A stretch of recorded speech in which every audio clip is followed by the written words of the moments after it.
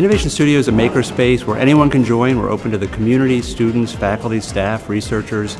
We train people on how to use the equipment, and so we have people that come in here and prototype designs for businesses, craft entrepreneurs, students working on projects, and people just having fun making things.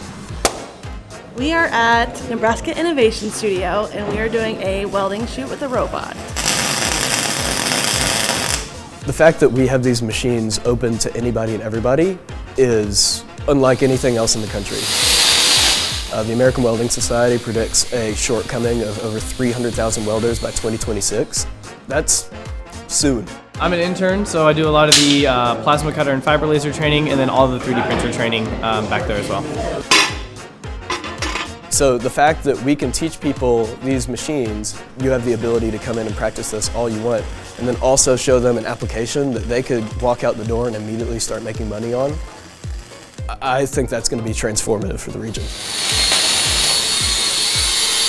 All right, let's cut.